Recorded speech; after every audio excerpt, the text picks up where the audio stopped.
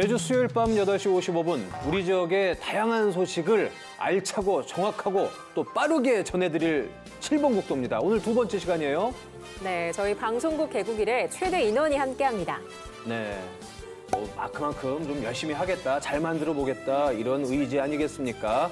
MC도 3명이에요. 네. 외울 게 워낙 많다 보니까 좀 나눴습니다. 예. 네, 그렇습니다. 그만큼 다양한 소식들 또 알찬 정보들을 전해드리겠다는 저희 MBC 강원 영동의 강한 의지라고 보시면 되겠습니다. 자, 그럼 앞으로 어떤 이야기가 펼쳐질지, 우리가 어떤 이야기를 할지 효주 씨가 좀 알려주시죠. 네, 저희 프로그램 이름이 뭔가요?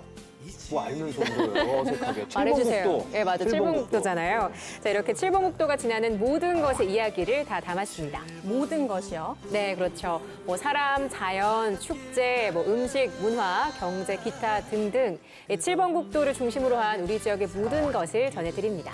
시민과 소통하는 프로그램이다. 이렇게 보면 될까요? 네, 맞습니다. 평범하지만 시시하지 않고 요란하진 않지만 7번 국도를 중심으로 한 다양한 이야기들을 알차게 담은 프로그램 앞으로 기대 많이 해주시기 바랍니다. 네, 좋습니다. 길게 뻗은 7번 국도처럼 저희도 길게 무병장수하면서 한번 쭉 가보려고 합니다.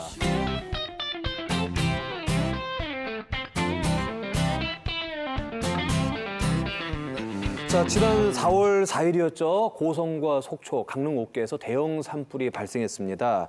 굉장히 큰 피해를 남겼는데 저희도 지난 시간 참혹했던 현장 상황 전해드리면서 참 마음이 많이 아팠습니다. 네, 한순간에 모든 걸 잃어버린 이재민들, 저희도 그렇고요. 또 마음 아프셨던 분들이 많으셨을 것 같습니다. 네, 이 산불은 빨리 진화가 됐지만 앞으로 이 피해 복구가 얼마만큼의 시간이 걸릴지 정확히 알 수 없는 상황인데요. 이 동해안 산불 이후 그 피해 지역이 어떻게 수습이 되고 있는지 그 현장을 저희가 다시 한번 찾아가 봤습니다. 화면을 통해 만나보시죠. 헬기에서 바라본 강릉 산불 현장. 눈앞에 보이는 산 전체가 연기에 휩싸였습니다. 지난 4월 4일 대형 산불로 큰 피해를 입은 강원도. 다른 산불 기타 현장이나 많이 가봤지만 자연 자체가 탄 건 맞지만 자연과 포함된 우리가 어우러져 살고 있는데 그런 터전들이 하루 몇 시간, 12시간도 안 된 사이에 다 무너져 내릴 수 있다는 거를 정말 처참했습니다. 자연 앞에서 아무도 자연을 이길 수가 없지 않습니까? 저희도 어느 정도 심적 부담을 갖고선 비행하는 건 사실입니다. 빠른 대응으로 산불을 진화했지만 화마가 휩쓸고 간 자리엔 아무것도 남지 않았는데요. 이번 산불은 강풍을 타고 민가를 덮쳐 많은 재산 피해를 냈습니다.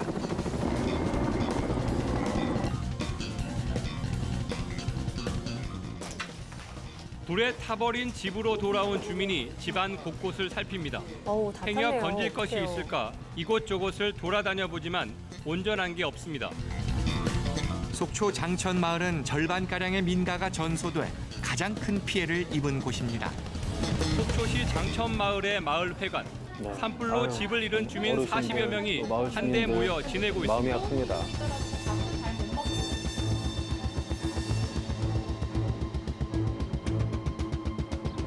저게 우리 집이라고 생각하면 제 마음이 무너질 것 같아요. 그렇죠. 아직은 마음을 잡지 못해요. 주민들은 심각한 산불 트라우마를 겪고 있는데요. 눈을 감아도 그날의 악몽이 선명합니다. 먹지도 못하고 자지도 못하고 그냥 누워있다가도 벌떡 일어나게 되고 마당에 계속 나와서 저기를 보게 돼요. 가서 개인적으로 그냥 침 맞고 안정제 좀 사오고 그냥 그렇게 했어요. 이후에 심리치료도 좀 꾸준히 필요할 것 같아요. 오늘까지 속초시 자원봉사센터와 행정에 접수된 전국 봉사자들의 요청 수가 277건에 3,600명입니다. 그분들이 어디로 배치될 것인가, 숙식은 어떻게 할 것인가, 통행료 면제 말씀 주셨는데 그런 문제 포함해가지고 빨리 준비를 하겠습니다. 이번 산불로 피해를 입은 강원도 5개 시군에 특별 재난 지역이 선포됐습니다. 피해 지역 주민들의 생계를 지원하고 소실된 주택과 건물, 산업, 임야 등 다방면에 걸친 복구가 필요한 상황인데요. 풀어야 할 숙제가 너무 많습니다. 정말 막막합니다. 어떻게 어디서부터 풀어가야 할지. 어떻게 이제 예산 편성을 할 것인가가 취합이 되겠어요. 그래서 정부 하지 못하고 있는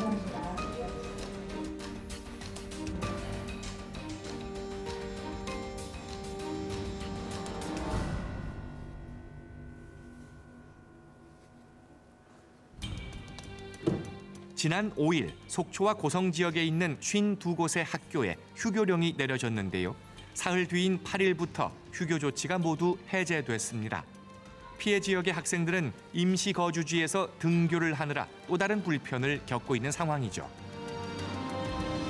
고단할까요? 그 학교 버스 돌 수 있는 구역이 있어요. 네. 그래서 지금 구역이 벗어나면 어렵다는 거죠. 저기 이런 거 특수 상황인데 아무래도 천층까지 학교 버스가 있다고 해도 그 원하는 교육청이 있어요. 평화로웠던 일상을 송두리째 앗아간 대형 산불. 우리 이웃들의 슬픔을 나누기 위해 전국에서 도움의 손길이 찾아오고 있습니다. 피해 지역에 고령의 어르신이 많은 만큼 의료 봉사도 신속하게 이루어집니다. 아유, 정말 감사하네요. 많은 분들 찾아주셔서. 흔한 질환 중심으로 가져올 수밖에 없고요. 아주 특이한 질환들은 또 거기에 해당되는 좀 특수한 약들을 먹어야 되는 경우가 있어서 좀 저희가 좀 그런 어려움들이 좀 있습니다. 맨몸으로 집을 빠져나왔던 이재민들이 일상생활을 이어가기 위해선 필요한 게 너무 많습니다.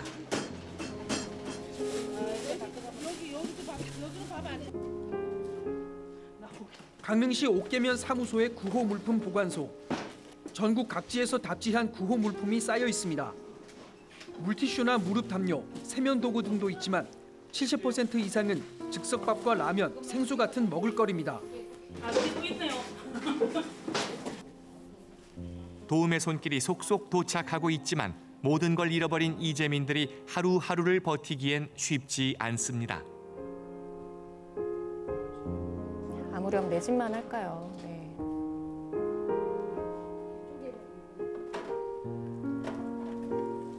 주로 이제 속옷들만 다 갖다 줘가지고 애 옷은 아주 한 벌도 못 받았다.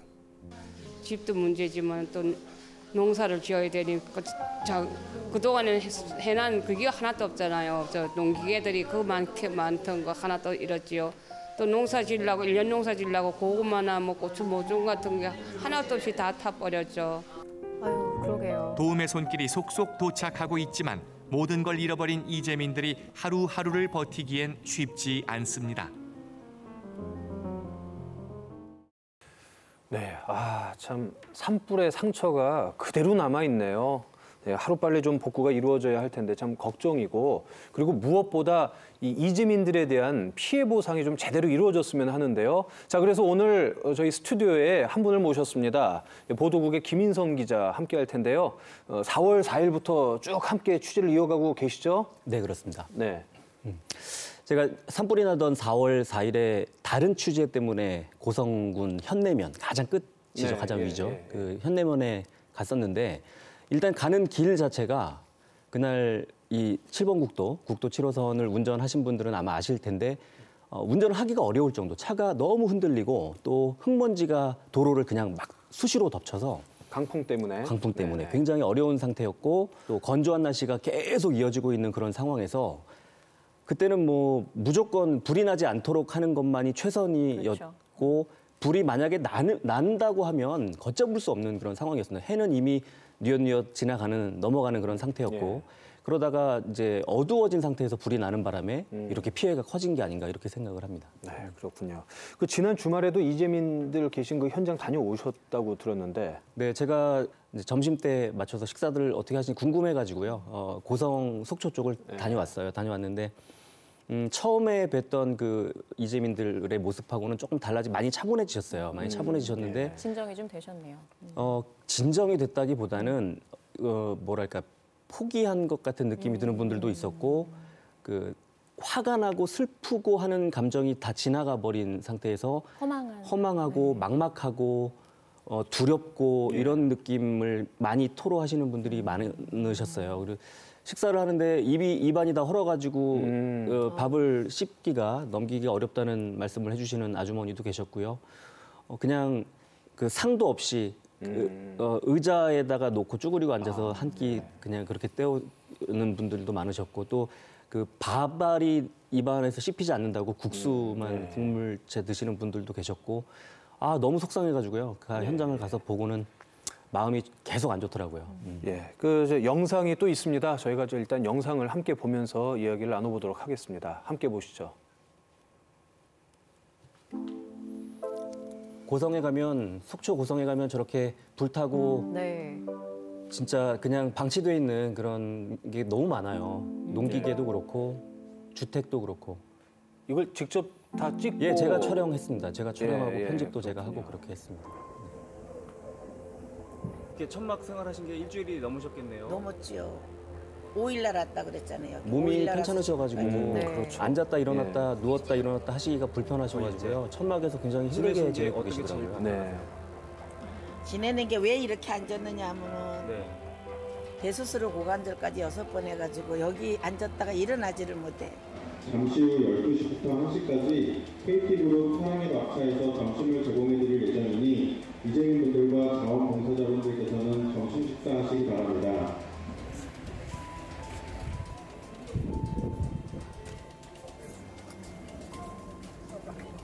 식사하러 가시는 길 밥을 푸는 그 모습들이 이 들뜨거나 밝은 느낌이 아니어가지고 너무 속상했어요. 식사가 굉장히 즐거워야 되는데 곁에서 지켜볼 때 참 마음이 안 좋으셨을 것 같아요. 너무너무 속상하더라고요. 네. 식사도 천막 안에서 드시는 천막 안에서 드시기도 하고 밖에서 드시기도 하는데 이제 혼자 드시는 분들 그냥 가볍게 때우다 보니까 바깥에 또 자리가 많지 않고 자원봉사자들이 드시고 그래서 보시면은 저렇게들 그냥 이렇게 앉아서 드세요. 어떠세요? 식사하시기가? 불편하지만 감사해야죠. 네. 지금 제일 불편하신 게 어떤 거였어요? 뭐 잠자리도 그렇고 식사도 그렇지만 그거보다도 이제 가장 큰 영향인 게 이제 앞으로 우리가 어떻게 이제 뭐 살아야 될지 이제 그런 게 제일 걱정이 됩니다. 컨테이너를 준다 그러는데 컨테이너를 뭐 어떻게 주는 건지 뭐 같은지 그리 갖고 잠이 안 옵니다. 막막함을 어떻게 헤아리겠습니까, 진짜.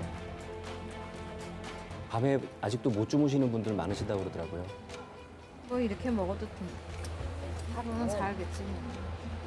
이게 참 시간이 지날수록 지치실 텐데요. 이렇게 사는 건 걱정이네요. 그렇죠. 잘 네. 드시고 또 버티셔야 되는데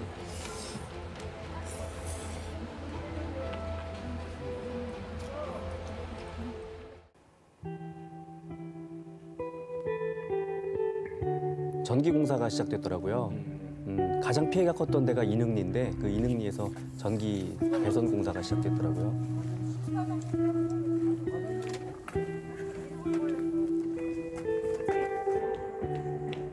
양치하시다가 나와가지고 받으시고.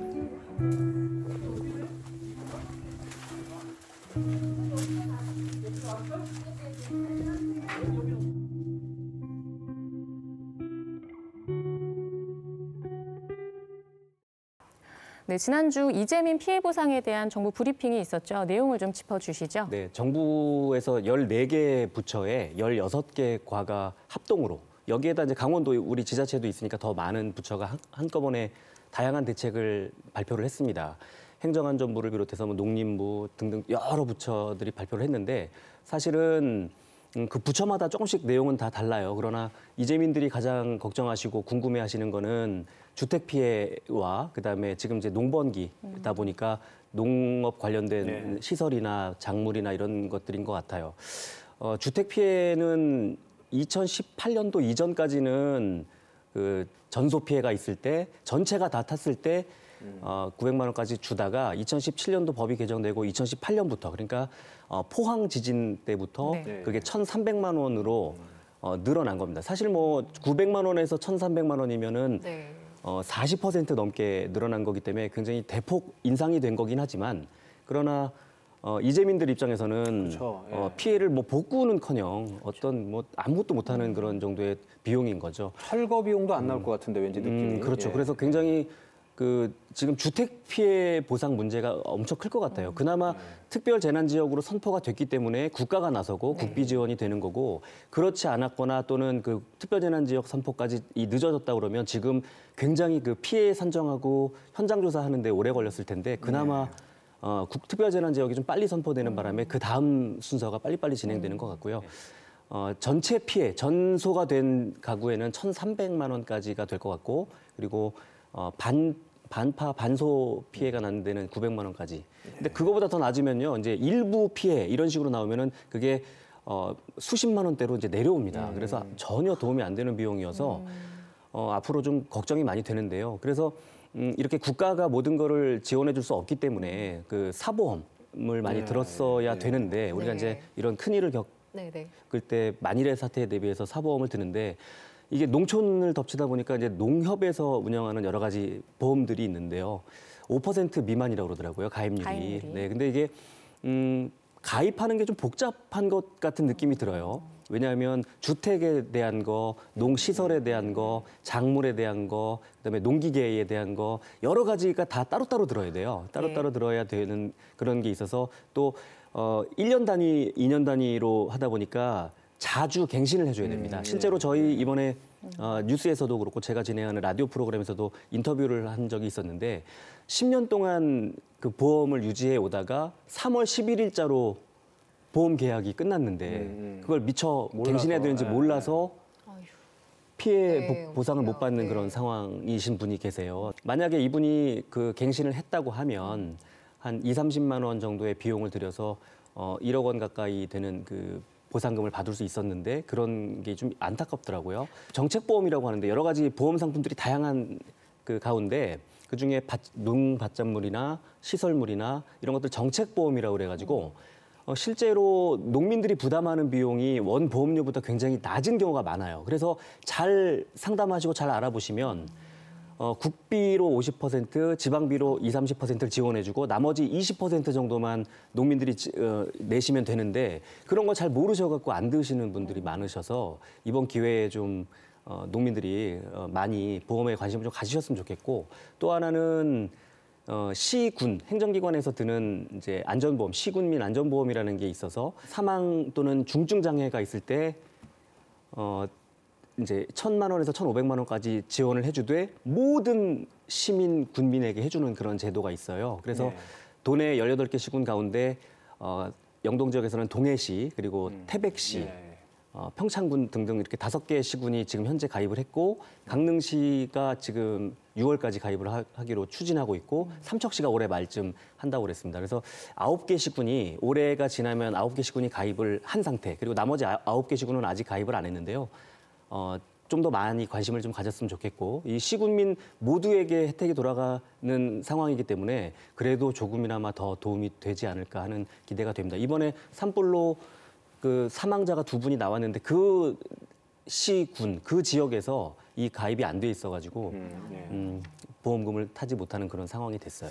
그나마 이렇게 굉장히 안타까운 상황 속에서 그나마 좀 그 기분이 좋은 소식들은 산불이 나고 바로 그 기부가 급속도로 확산이 돼서 지금 포항 지진 때 있었던 그 기부 금액을 훨씬 뛰어넘었거든요. 그러니까 지금 이제 기부금이 그 이재민들에게 앞으로 어떻게 도움이 될지를 조금 지켜봐야 될 것 같아요. 그래서 아까 국가가 나서고 지방자치단체가 나서고 또 개인 보험으로 해결하기 어려운 그 틈새를 많은 국민들이 모아준 이 성금으로 메울 수 있다면 얼마나 좋겠는지 그런 생각을 해봤거든요. 그래서 실질적인 정말 도움이 됐으면 좋겠습니다.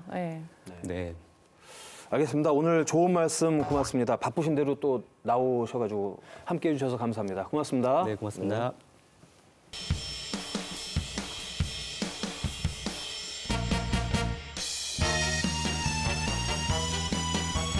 TV로 떠나는 수요일 밤의 국도 여행, 7번 국도 여행. 이번 순서는 바로 접니다. 제가 다녀왔어요. 어딜 다녀오셨나요, 대체? 네. 되게 많은데 뭐 삼척, 동해, 뭐 강릉, 고성 되게 많은데 어디까지 다녀오셨나요? 아이, 보채기는. 아직 몸이 하나인데 한 군데 가지고 어딜 가요. 자, 다른 곳은 이제 차차 가고요. 자, 그나저나 일단 스리 씨는 7번 국도 이름을 들으면 가장 먼저 뭐가 생각이 나요? 7번 국도가 이제 뭐 동해안... 옛사랑? 그건 잠시 묻어두고요. 네. 동해안 라인을 따라 달리는 도로라는 거. 근데 그게 대체 어디부터 어디까지 정확히 어느 라인을 말을 하는 건지 또 가볼 만한 명소들은 어디가 있을지 좀 궁금하거든요. 효주 씨는 어때요? 네, 저도 7번 국도가 드라이브 코스로 굉장히 유명하잖아요. 그래서 볼만한 거, 놀만한 거, 먹을만한 거 굉장히 궁금한 게 많아요. 네. 그 말씀하신 것처럼 여러 가지가 있지만 이제 저희 프로그램이 이제 7번 국도 아닙니까? 7번 국도면 저희가 기본부터는 좀 제대로 알고 가야 되지 않겠느냐 해서 제가 기본을 한번 좀 알아보기 위해서 다녀왔습니다. 일단은 좀 화면 보고 얘기를 좀 나눠볼까요?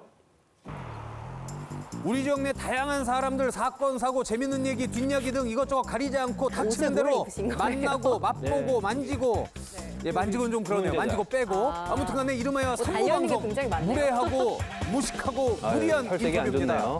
자, 오늘 주제는요. 무엇일까요? 바로 이겁니다. 직접 운전도 하시나요? 아니요, 운전까지는 안 합니다. 돈이 그렇게 안 돼요. 7번 국도. 강릉을 나가는 건가요? 아니요, 이번엔 강릉에만 있었어요. 기름값이 비싸서. 예, 안녕하세요. 초면인데 오래간만입니다. 저도 그러네요. 네. 그러면 저 바로 여쭤볼게요. 예. 우리 그 길을 보면은 국도, 뭐 지방, 얼굴이 풍년이네요, 제 얼굴이. 터지기 직전이에요. 뭐 자동차 전용 도로 같은 것도 있고. 예, 소방도로도 있고 임야도로도 있고 굉장히 많습니다. 예. 그중에 국도는 정확히 뭔가요? 도로마다 그 사용 목적하고 관리의 주체가 누구냐에 따라서 명칭이 다르다고 볼 수 있습니다. 네. 그래서 여기서 국도는 그 이름처럼 국가에서 도로를 지정하고 또 관리 주체가 역시 국가이면서 일종의 국가와 국민들을 위한 도로라고 생각하시면 됩니다. 그것이 이제 바로 국도라고 생각하시면 됩니다. 그럼 그 외 도로는 나라에서 방치하나요? 아니죠. 관리가 또 누구고 주체가 누구냐, 관리에 따라서 그 명칭이 골고루 이제 분포되어 있다고 생각하시면 됩니다. 그럼 어쨌든 국도는 나라에서 관리하는 곳이다. 그렇죠. 이름 그대로 국도니까. 네, 네. 예. 여러분 국도에 보면은 이 숫자가 있거든요. 네. 이 숫자는 누가 어떤 기준으로 정하는 거예요? 북쪽에서 남쪽으로 오는 걸 갖다가 이제 우리가 호수로 정하고요. 그다음에 이제 서쪽에서 동쪽에서 또 서쪽으로 가는 것을 이제 짝수로 이렇게 정한 것이 우리가 그렇게 하기로 한 것입니다. 그래서 국도는 이제 호수냐 짝수냐에 따라서 북쪽이냐 남쪽이냐로 이렇게 구분할 수 있습니다. 그러니까 위에서 아래로 내려오든 밑에서 위로 올라가면 홀수. 그렇죠. 좌우로 가는 거는 짝수 이렇게 정한 거네요. 정답입니다. 예. 그럼 7번 국도는 저희가 네. 어디에서부터 어디까지예요? 시작이 어디고 끝이 어디예요? 7번 국도요. 네. 7번 국도는 여러분 다 아시는 부산부터 부산. 네. 그다음에 부산을 쭉 동해안을 따라서 경상남도, 경상북도, 강원도 해서 저 위에 끝에 고성, 간성까지가 그 7번 국도라 생각하시면 됩니다. 네, 그렇군요. 자, 그러면 여기서 이제 또 궁금해지는 게 항상 우리 그럼 1번은 뭐야? 1번은 누구야? 이게 궁금하잖아요. 그렇죠. 그러면 국도 1번 국도는 어디예요? 목포, 전라도 목포 있지 않습니까? 거기서부터 이제 1번 국도, 2번 국도 나눠지는데요. 1번 국도라고 하면 호수니까 북쪽으로 올라가지 않겠습니까? 북쪽으로 서해안을 따라 쭉 올라가는데 문산까지 가는 게 이제 1번 국도. 거기서 내륙으로 이제 한 칸씩 들어오면서 3번 국도, 5번 국도. 그래서 우리 동해안 맨 끝이 7번 국도가 이렇게 된 겁니다. 그리고 이제 목포에서 밑으로 내려가는 남쪽 으로 쭉 가는 부산 있지 않습니까? 그 부산에서부터 이제 2번 국도, 4번 국도, 6번 국도, 8번 국도 이런 식으로 이제 올라가면서 또 짝수라고 생각하시면 됩니다. 그러니까 어쨌든 기점은 목포인 거네요. 그렇죠. 목포에서 이제 시작을 한 겁니다. 2번 국도를 여쭤보려고 했는데 벌써 말씀을 해주셨네. 이거 참. 그 교수님은 7번 국도를 운전해서 좀 자주 다니시나요? 예, 제가 그 부산에서 고성까지는 가본 적은 없고요. 부산에서 강릉까지 왔다 갔다 한 적은 있는데 얼마 정도 걸리던가요? 뭐 휴게소마다 다 들리면 한 5시간, 6시간 걸리고요. 뭐 급할 때 그럴 때는 한 3시간 반, 4시간 정도 걸리더라고요. 비슷하네요. 네. 다들 비슷하네요. 네. 아름다운 동해 그 풍경을 감상하고 운전을 하면 사고가 나요. 저는 안 하는데 옆좌석에 탄 사람이 하겠죠. 뭐. 예, 알겠습니다. 뭐 그렇게 급하게 잘 포장하도록 하겠습니다. 이어서 궁금한 거, 개인적으로 이제 7번 국도를 많이 다니신다고 하니까 7번 국도에서 정말 여기는 아름답다. 남한테 추천해주고 싶다. 이런 곳이 있나요? 물론 이제 그 주변 땅이 교수님 땅인 곳은 빼고요. 제가 궁금했던 게 이제 굳이 나오네요. 얘기한다 그러면은 제 생각에는 우리 그 동해안 라인의 어떤 그 특징이나 서해안하고 좀 틀리지 않습니까? 서해안 그렇죠. 틀린 그런 특징들이 좀 부각하기도 하고 아름답고 느껴지는 곳이 제 개인적으로는 심곡. 심곡? 심곡에서 우리 정동진 오른쪽에 보면은 부채길 있지 않습니까? 부채길 그 주변에 그 교로가 좀 가장 아름답지 않나 생각합니다. 정말 거기가 7번 국도인 거예요? 그렇죠.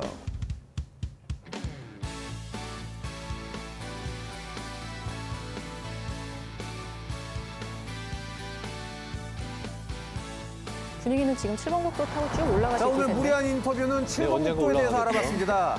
네, 여기가 바로 7번국도예요.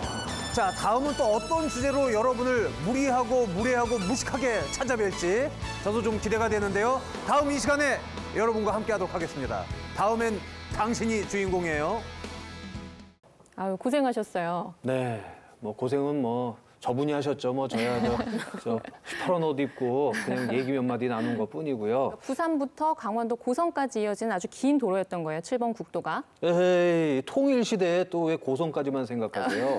7번 국도의 끝은요. 네. 고성이 아니고 함경북도 온성군 어디죠? 예, 아유, 유덕면, 온성군 유덕면. 항상 군까지만 외우다 보니까 네, 여기까지입니다. 513.4km. 제가 생각이 짧았네요. 네. 도로가 긴 걸 생각 못하고. 네, 하여튼 네. 그렇게 됐어요. 네.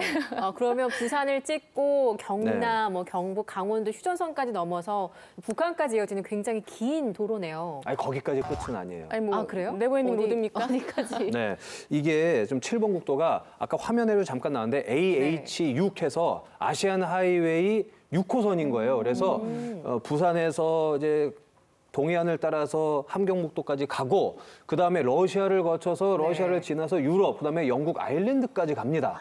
아, 그래요? 그럼 이미 뭐 유럽까지 연결이 돼 있는 거예요? 그 내부 사정은 제가 잘 모르죠. 거기 직원이 아니니까. 하여튼 AH6은 그렇다는 거예요, 기본이. 그런 의미를 가지고 있는 거다. 네. 네, 올해가 3.1운동 100주년이라는 거 다들 알고 계실 겁니다. 100주년을 맞아서 다양한 행사들이 열렸었는데요. 아니 뭐 그건 참 중요하고 다 아는 얘기인데 3월 1일하고는 지금 좀 시간적인 좀 그렇죠. 한 달이 되는데 조금 왜 갑자기 지났죠. 이 얘기를 꺼내요? 할 말이 없어요? 왜? 아니 그게 또 이렇게 너무 늦었다고만은 네, 볼 수 없는 네. 게 1919년 이 서울에서 시작된 3.1 운동이 예. 이제 전국으로 퍼져 나가게 됩니다. 근데 뭐 당시에는 뭐 아시다시피 이제 뭐 교통이나 통신 이런 것들이 발달하지 않았기 때문에 이 만세 운동이 전국적으로 퍼져 나가는 시기가 다 달랐던 거죠. 네, 맞습니다. 그러니까 100년 전이 1919년 전국 방방곡곡에서 봄철 내내 대한독립 만세 소리가 울려 퍼졌던 건데요. 그럼 강원 영동 지역은 언제 만세 운동이 시작이 된 거예요? 그건 제가 말씀을 드리겠습니다. 네. 아우 목 아프다 오늘. 네. 네, 바로 4월 4일이었습니다. 그 강원 영동 지역에서 가장 큰 규모로 만세 운동이 펼쳐졌었고요. 지역은 바로 양양이었습니다. 그러니까 양양 4.4 만세 운동이었던 거죠. 네, 올해로 100주년을 맞이한 양양 4.4 만세 운동을 기념하기 위해서 양양군에서는 다양한 재현 행사들이 펼쳐졌는데요. 지금 만나보시죠.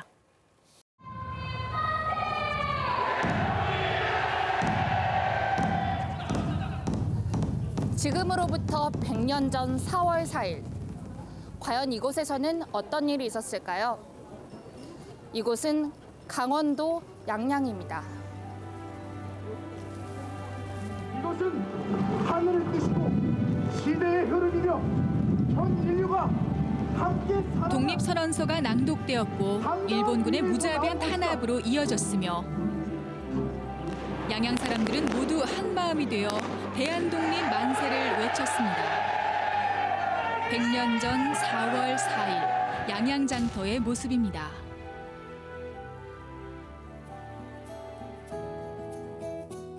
아침부터 모여드는 사람들. 그런데 의상이 평범하지 않아요. 무슨 일 있나? 대한독립 만세! 대한독립 만세! 대한독립 만세! 바로 이곳 양양군청에서는 지금 3.1 만세운동을 기리는 행사의 한창인데요. 바로 이곳 양양지방에서 그 당시 영동지방 최대 규모의 3.1 만세운동이 열렸기 때문입니다. 고종황제 장례식을 계기로 전국으로 들불처럼 퍼져나간 비폭력 만세운동. 임시정부 수립의 계기가 된 3.1운동 100주년을 기념하는 행사입니다. 네, 오늘 이런 행사가 양양 국민들에게는 어떤 의미가 있나요? 네, 오늘 만세운동은 100년 전 4월 4일 장날 우리 양양 국민들이 3.1 독립운동을 대대적으로 펼쳤던 지 100년이 되는 날입니다. 오늘 행사를 통해서 선녀들의 그 어렵고 힘들고 고통 그리고 일본의 질곡으로도 벗어나고자 하고는 국민들의 노력 이런 것들 재평가받고 어를 선양하는 이런 계기가 되었으면 합니다. 오늘 이 3.1 만세운동 기념 행사가 우리 양양 국민들한테 정말 특별한 의미가 있잖아요. 네, 오늘 참여를 해보니까 조금 느낌이 어떠신지 궁금해요. 가슴 뭉클하죠 지금. 그리고 오늘 똑같이 또 같이 재연하는 날이 같은 양양 장날 지금 재연이 들어가서 엄청 지금 뜻깊습니다. 영동 지역에서 가장 규모가 컸던 양양 4.4 만세운동을 재현하는 행사. 행사에 참여하는 분들은 대부분 양양 군민들입니다. 그때의 모습을 그대로 재현하기 위해 양양 장터로 이동하는데요. 1919년 4월 4일, 그날 양양에선 어떤 일이 있었을까요? 대한독립만세 그 외침은 사람들이 많이 모인 양양 장터에서 시작됐습니다. 손에 태극기를 들고 만세를 외치던 군중들은 어느 순간 양양 경찰서로 향하게 되죠. 만세운동을 준비해온 지도자들이 전날 체포돼 경찰서에 수감돼 있었기 때문입니다. 경찰서 앞으로 구름처럼 모여든 군중들.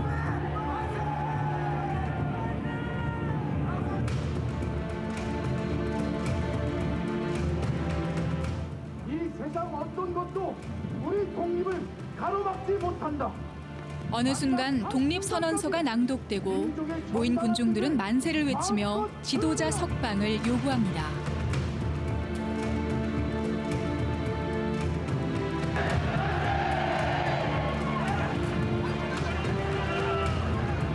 하지만 그들에게 돌아온 건 지도자 석방이 아닌 일본 헌병의 차디찬 칼날과 뜨거운 총알. 일제의 무자비한 탄압에 그날은 일단 흩어졌지만 이대로 물러설 사람들이 아니죠. 그 후 양양에선 사람들이 모이기만 하면 만세를 외쳤고 양양의 4.4 만세운동은 몇 주나 이어졌습니다.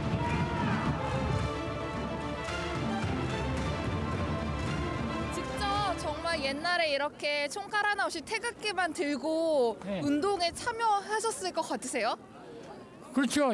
저희 할아버지가 여기 참석했는데요. 저희 할아버지 말씀을 들으면 만남을 좀 부탁드리겠습니다. 틀림없이 현장에서 사살하고 읍면 총무장께서는 잡혀가고 민복을 갖고 갔던 박스를 그런 반납해 말씀을 주시기 여러 번 바랍니다. 들었습니다. 차디찬 칼날에 약관 청년이 쓰러지자 옆에 있던 사람들이 경찰서로 뛰어들었고 그때부터 무자비한 탄압이 이어졌습니다. 탄압을 피해 일단 흩어졌던 사람들은 그날 저녁부터 모이기만 하면 만세를 외쳤고 만세운동은 몇 주 동안이나 이어졌습니다. 네, 올해가 바로 3.1 만세운동 100주년이 되는 해인데요. 양양군은 현재까지도 만세운동이 진행형입니다. 여러분 어떠신가요? 대한독립 만세! 대한독립 만세! 대한독립 만세! 네, 강원 영동 지역에서도 이렇게 대규모의 만세 운동이 있었다는 걸 또 확인을 하게 되니까 정말 마음이 벅차오르고 뿌듯합니다. 유관순 열사가 아우네 장터에서 만세 운동을 외친 것처럼 혹시 그 양양 장터에서 또 좀 이렇게 유명한 분이 계신가요? 있죠. 아, 그래요? 바로 네. 그 유관순 열사와도 아주 관련이 깊은 우리 조화벽 지사입니다. 네. 두 분이 이제 신우 올케 사이로 좀 알려져 있고요. 네. 그 조화벽 지사가 이제 개성에서 만세 운동을 하다가 독립 선언서를 몰래 숨겨서 양양으로 가져온 인물입니다.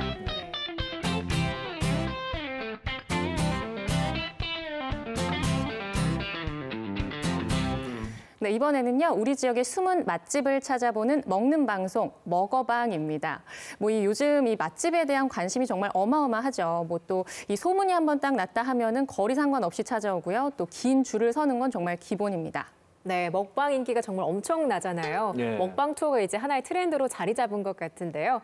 대한민국은 이렇게 먹을 거리에 푹 빠진 것 같습니다. 맞습니다. 우리 지역에도 맛집 투어에 등장하는 단골 식당들이 참 많은데 네. 그 많고 많은 맛집 중에서도 현지인들이 즐겨 찾는 맛집을 오늘 한번 준비를 해봤거든요. 네, 이거 알짜배기네요. 원래 그 외지인들이나 관광객들이 모르는 또 현지의 또 로컬 푸드로 만든 또 고수들이 또 숨어 있는 법인데, 자, 막내 PD가 정말 의욕을 갖고 직접 한번 나가봤다고 합니다. 네, 본인이 그렇습니다. 직접 찍은 거죠? 예, 맞습니다. 그런데 이거 이 시간에 보시면 야식 생각이 나실 텐데 일단 공개해 보겠습니다. 지금 만나보시죠.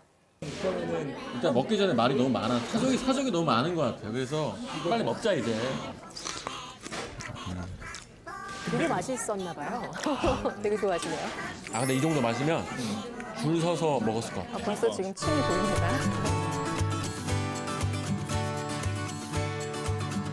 와, 고기다.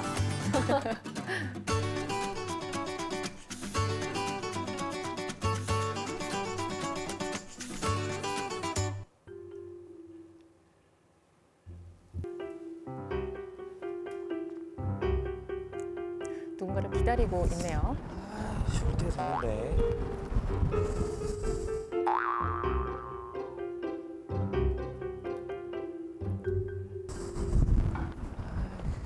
친구가 언제 올까?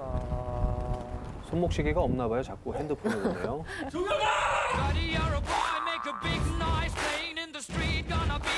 친구인 것 같은데. 분이시죠? 보통 저렇게 친구를 안 만나자 남자끼리는 욕부터 시작한대 보통은. 이렇게 안 뛰어가니까. 야, 우리 김 PD님 오셨네 김 PD님. 연기자 아니시겠죠? 정말 내가 친구분이 저기 뭐 하나 얼큰하게 거치고 오신 것 같은데 과하네요 행동이. 내가 준비해놨어. 아무것도 남아있지 않아. 여기가 그 우리 사무실에서 제일 맛 추천해주는. 그래? 감자 먹자고. 믿어보는 거잖아. 그렇지. 강릉에 왔으면 일단 처음으로는 옹심이를 한번 먹고 가는 그래. 잘 좋은 잠 자고 봅시다. 그래 알겠어. 들어가 볼게 한번. 여러분 한번 들어가 보겠습니다. MBC 강원영동 있는 곳이 이제 안녕하세요. 포남동이고 네. 회사에서 안녕하세요. 가까운 곳인 것 같습니다. 느낌이 지금. 소고기 집도 주변에 있었을 텐데. 네. 야 맛집인 것 같긴 하다. 친구한테 돈 쓰긴 아깝다 이거죠. 벌써 지금 시간대가 이른 시간인데도 사람 많은 거 보니까 일단 앉고. 아니 여기 메뉴가 저기구나. 아유 자. 이걸 주문하려고 하는데요. 여기서 제일 맛있는 걸로 저 주세요. 옹심이 국수가 있어 많이 나가거든요. 네네네. 제일 많이 나가는 그래요? 거예요? 예, 그럼 대체로 옹심이 국수가 많이 나가요. 옹심이 국수를 네. 하나를 해주시고 저는 그러면은 순옹심이를 주세요. 지금 돌아가고 있는 거야 지금. 이렇게 들고 있잖아. 알겠어. 남자분은 이렇게 나란히 앉는 경우 드문데 물론 이제 영상 때문에 너가 그렇지만 이러고 있는 것도 새롭고 굉장히 지금 그게 참 훈훈해 보입니다. 네. 옹심이 먹어본 적 정말 훈훈해 보여요. 옹심이 처음 한 번도 안 먹어봤어. 저는 감자전이랑 이런 거, 감자찜 이런 거 먹어봤는데, 감자찜 이런 거 먹어봤는데 이런 거 처음이야. 감자찜은 뭐냐? 찐감자. 생활하다 보면 원래 한국말은 앞뒤로 바꾸면 말이 달라지는데 미안하다. 감자찜. 아까 잠깐 쉬는 시간에 특별 요리 옹심이를 같습니다, 검색을 이름이. 해봤는데 옹심이가 대단하네. 새 알심에 강원도 방언이래. 그러니까 팥에 들어가는 새 알심 있지. 그 새 알심에 찌개에 넣어 먹는 그 새알. 그러니까 방언이 이제 옹심. 따뜻함 이런 음식에 대한 약간 나중에. 아, 이거 옹심 국수예요? 이거 국수가 너의 것. 네네. 이것이 나의 것. 순하네요. 먹어보겠습니다. 어떻게 먹어야 된다고? 어떻게 먹는 방법은 내가 먹고 내가 잘 좋아하는 법은 여기 하나를 뜨잖아. 뜨면은 여기에다가 김치를 시켜 먹는 게 중요할 텐데 차가운 걸 눌러주는 거. 뭐 입천장 그래도 우리 입이 아닌데 뭐 뭔 걱정이에요. 자기 입인데 뭐. 맛있어? 나도 똑같이 먹으면 되는 거야? 해볼게. 여러분 뜨거운 옹심이를 차가운 김치가 이 친구분 먹방 좀 해보신 것 같아요. 냉정과 열정 한번 먹어보겠습니다.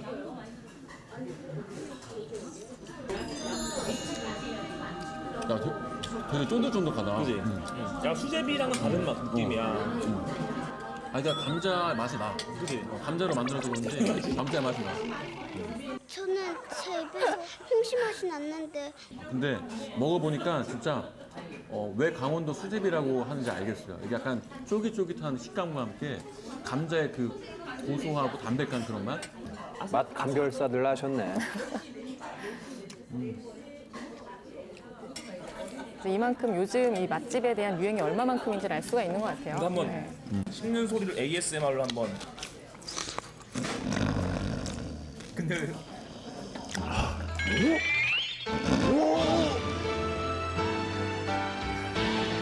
오랜만에 보세요, 정말. 다 먹었어요 저희 지금. 내가 너보다 더 잘 먹었다. 야. 그래 내가 좀 더 먹어야 되나? 나는 싹싹 먹었잖아. 너는 저는 좀 더 먹을게요. 이렇게. 함께 이거랑 먹을 수 있는 것 그런 게 있는데 이게 이제 감자 송편이 있어요. 송편? 감자 송편? 감자 송편. 투박한 느낌이 들잖아. 근데 안에 또 이게 팥이 있어가지고 그냥 먹으면 되잖아. 그럼요 이렇게. 아 굳이? 드셔보시죠. 옹심이를 먹고 송편으로 입가심을 하는군요.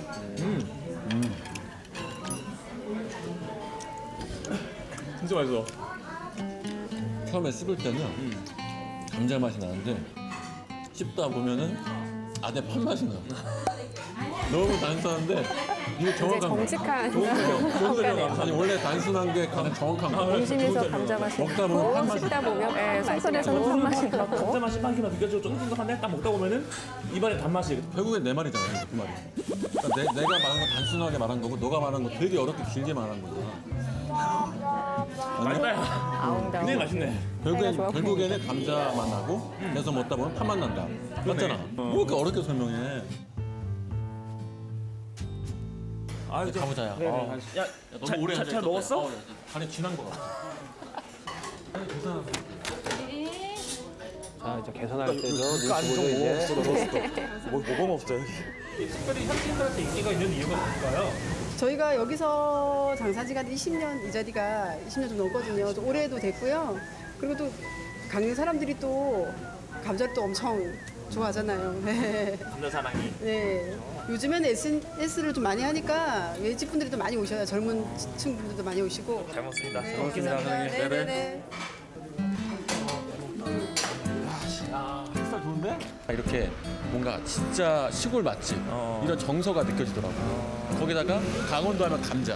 그렇지. 강릉 하면 또 휴양의 도시. 그치. 밥을 먹었으면 커피를 하나 마시고. 그치 강원도. 뭐 커피 먹으러 가는 거야? 디저트도 좀 먹고. 어디 일단 뭐 맛있는 거잖아. 그러니까 우리가 이제 점점 이렇게 좀. 근데 이제 믿을만해. 일단 여기 괜찮았기 때문에 맛있을 것 같아 디저트. 강원도 향토 음식인 감자 옹심이 또 보다 보니까 또 먹고 싶네요. 그러니까요. 네, 다 드시고 싶으시죠? 네. 오늘 내내 뭐 저도 모르게 계속 군침이 돌았어요. 그래서 하여튼 그 막내 PD가 또 의욕을 갖고 만들었는데 저는 보는 내내 괜찮았는데 한 가지 안타까운 점이 뭐였냐면은 보통 이제 친한 친구들 만나면 욕하면서 얘기하는데 또 방송이니까 욕을 하니까 서로 굉장히 어색한 거예요. 야이 뭐 나와야 되는데 맛있어? 무슨 맛이야? 이러니까 좀 어색하더라고요. 그런 부분은. 네, 나름의 수위 조절을 잘한 것 같습니다. 네. 강원도 음식 하면은 이렇게 수수하고 담백한 맛이 일품인데요. 감자 옹심이가 바로 딱 그런 맛을 내는 것 같습니다. 자, 이제 끝소식입니다. 저희가 갈 수 있는 칠봉국도의 가장 최북단 현재까지는 고성인데요. 자, 고성에서 진로 진학 박람회가 열렸다고 합니다. 이 진로 진학 박람회라고 하면 학교들이 직접 찾아와서 입시 설명을 해주는 그런 과정을 말하는 건가요? 네, 비슷하긴 하지만 조금 다릅니다. 대학에서 직접 나온 게 아니고요. 대학생 자원봉사자들이 참여했다고 하네요. 아니 그래도 좀 제 상식에서는 좀 고성보다는 좀 대도시에서 해야 뭐 학생들이나 학부모들도 많이 오고 뭐 그러지 않나요? 그렇죠. 네. 그런데 말씀하셨다시피 대도시는 이런 진로 진학 상담 같은 걸 접하기가 쉽잖아요. 그렇죠. 하지만 지역 도시들은 어렵습니다. 자, 그래서 교육의 기회를 나누는 자리가 고성에서 마련된 거거든요. 지금 만나보시죠. 학생, 넌 대체 꿈이 뭐니? 혹시 대학교나 뭐 학과에 대한 이런 정보나 이런 준비가 좀 돼 있는 게 있니? 아니요, 진짜 그런 거 전혀 모르겠어요. 학교도 너무 많고요. 뭐 과가 뭐 어떤 과인지 전혀 복잡해. 그럴 수 있어. 하지만 걱정하지 마. 그래서 내가 왔잖니. 이 꿈에 대해서 조금 한 번만 더 생각을 해봐. 그래야 이 입시 준비나 나중에 직장을 구할 때 좀 우리가 도움을 줄 수 있단다. 사실요, 제 진짜 꿈은요, 제2의 유재석이 되는 거예요. 그럼 넌 대체 꿈이 뭐니? 제2의 유재석이 되고 싶다는 김기환 학생. 그의 꿈을 이루기 위해선 어떤 과를 선택하고 무엇을 준비해야 할까요? 꿈의 길을 찾아주는 캠프, 고성군 진로 진학 박람회가 열렸습니다. 오늘은 특별한 행사가 열리는 날. 여러분들의 별밤지기 아니죠. 지기지기 꿈지기의 리포터 김기환입니다. 여러분들의 꿈은 대체 뭔가요? 2002년 히딩크 감독이 이렇게 말씀하셨습니다. 꿈은 이루어진다. Dreams come true. 오늘 여러분들의 꿈 제가 다 들어드릴게요. 얘들아, 가자! 아이들과 함께 달려들어간 고성종합체육관. 오늘 이곳에선 고성군 진로 진학박람회가 열립니다. 어떤 행사일까요? 자, 하나씩 뛰세요. 안녕하세요. 안녕하세요. 국내 최초로 점프 인터뷰 들어갑니다. 이야, 여기 고성군 진로 진학 박람회. 잠깐 숨 좀 돌리고요. 이 진로 진학 박람회가 대체 어떤 행사인지 소개 좀 부탁드릴게요. 네. 진로 진학 박람회는 고성군에 살고 있는 중학생, 고등학생들에게 저희 점프에 소속되어 있는 대학생 그리고 사회 멘토들이 찾아와서 청소년들에게 진로, 진학에 관련된 다양한 정보를 드리기 위해서 고성군과 점프가 함께 기획하고 운영하는 행사입니다. 학생들의 입장과 함께 드디어 시작되는 진로 진학 박람회. 청소년들에게 꿈은 누구에게나 소중합니다. 꿈을 이룰 수 있는 기회도 공평해야 하죠. 하지만 현실적으로 지역에서 생활하는 청소년들이 공정한 기회를 얻기는 쉽지 않습니다. 고성도 상대적으로 교육과 진로 상담의 기회가 부족한 지역. 박람회에선 대학생 멘토들이 학과에 대한 소개와 입시 준비 경험담 등 그동안 접하기 어려웠던 다양한 정보를 1:1 상담을 통해 전달해줍니다. 제가 퍼스널 트레이너가 되면 무슨 일을 해야 하고 사람들에게 어떻게 가르쳐야 될지가 궁금합니다. 알고 싶습니다. 저는 신문방송학과에 들어가서 복수 전공을 어떤 걸 들어가야지 제 진로에 연관이 있는지. 이야, 지금 제 뒤쪽으로 말이죠. 이 굉장히 많은 학생들 다 세보진 않았는데 어림잡아 수천 명의 학생들이 지금 대학생 또 멘토분들한테 진로 상담을 받고 있는데 제일 좀 사람이 일단 많은 곳으로 좀 가서 이야기를 좀 들어보겠습니다. 안녕하세요. 안녕하세요. 예, 여기가 지금 간호학과. 예. 네. 학생들 굉장히 부끄러움이 많네요. 예. 어떤 내용을 지금 상담하고 계셨어요? 지금 간학 오면 진짜로 힘든지, 뭐가 힘든지, 뭐 이런 얘기 해주고 있었습니다. 아, 그래요? 실질적인 정말 진심 어린 조언들을 해주고 계신 것 같습니까? 네, 제 생생한 경험을 통한 답변해주고 있습니다. 아, 그래요? 지역에 사는 청소년들이라고 해서 도시의 청소년들보다 꿈이나 포부가 작진 않습니다. 하지만 그 꿈을 실현하기 위해 무엇을 어떻게 해야 할지 정보가 모자란 건 인정할 수밖에 없는데요. 그래서 이런 기회가 더욱 소중합니다. 그러니 이곳의 열기가 뜨거울 수밖에 없죠. 조금 전에 몇 명 인터뷰를 잠깐 해봤는데 학생들이 여기 발을 딱 디딘 것만으로도 벌써 큰 도움을 받고 있다 이런 얘기를 하니까 제가 다 기분이 좋네요. 조금만 더 몇 명 인터뷰를 받아볼게요. 우리 지리교육과 여기 이 부스에는 왜 왔어요? 저 지리를 좋아해가지고. 오, 지리를 좋아해요? 예. 대한민국의 수도 어디예요? 서울이요. 역시 이 정도면 뭐 지리 거의 박수. 야, 대한민국의 수도를 알면 다 아는 거야, 그죠? 그죠. 나중에 어떻게 지리교육과 갈 의향이 있는 거예요?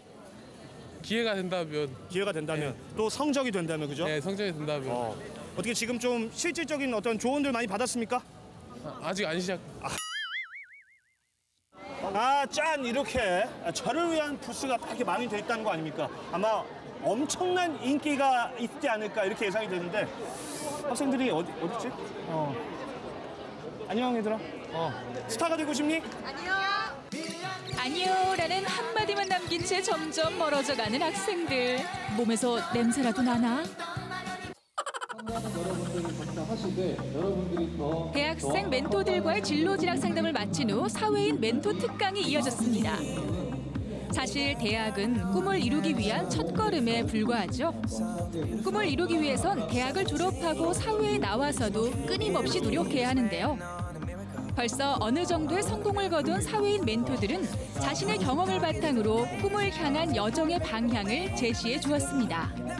진로 진학 박람회가 이번에 고성군에서 제1회. 맞습니다. 이거는 근데 제가 봤을 때 내년에도 내후년에도 앞으로 한 100년, 200년, 300년, 한 10,000년 이상 쭉 가야 되지 않을까 이런 생각이 드는데 혹시 좀 구체적인 계획이 있습니까?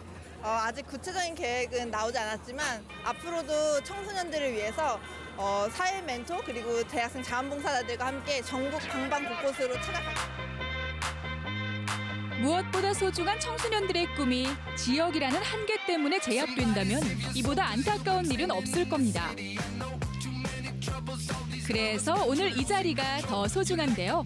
참가한 청소년들 모두에게 단순한 추억이 아닌 실질적인 도움으로 남길 바랍니다.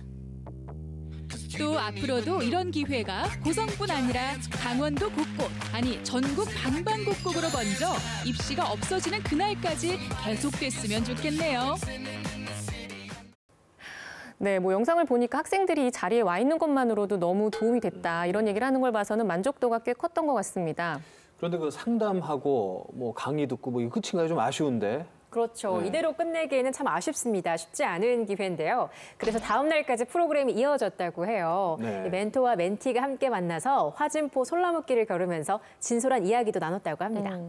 이번 고성군 진로 진학 박람회가 1회였다고 하는데요. 앞으로 이런 자리가 좀 더 자주 있었으면 좋겠습니다. 네. 뭐 이야기만 나누고 기념품 같은 건 안 줬나 봐요. 보통 그런 네. 것 때문에 가는 사람도 있는데 네, 저 같은 알아보겠습니다. 사람은. 2회 때는 좀 준비가 되지 네. 않을까. 네. 자, 저희 7번 국도는 시청자 여러분과 함께 만들어가는 프로그램입니다. 알리고 싶은 소식들 있으시거나 뭐 유용한 정보들 있으시면 영상으로 제작을 해서 저희 MBC 강원 영동에 제보를 해주시면 감사하겠습니다. 네, 뭐 집안을 일으킬 정도의 큰 금액은 못 드리지만 소정의 사례비도 드린다고 하니까 뭐 재밌는 영상이나 뭐 아름다운 얘기 또 함께 나누고픈 얘기 개인 SNS에만 올리지 마시고 저희한테 보내주시면 좋을 것 같아요. 네. 네, 어느새 마칠 시간이 됐습니다. 저희는 네. 앞으로도 또 재밌고 알찬 소식 전해드리기 위해서 밤낮 없이 열심히 뛰겠습니다. 네, 밤낮 없이 일하다 보면 병이 날 수 있어요. 그래서 밤에는 좀 쉬어야 합니다, 사람이. 어떻게 쉬느냐? 수요일 밤 8시 55분에는 7번 국도를 보시면서 좀 편히 쉬셨으면 좋겠어요. 자, 저희는 다음 이 시간에 다시 찾아뵙도록 하겠습니다. 시청해 주셔서 고맙습니다.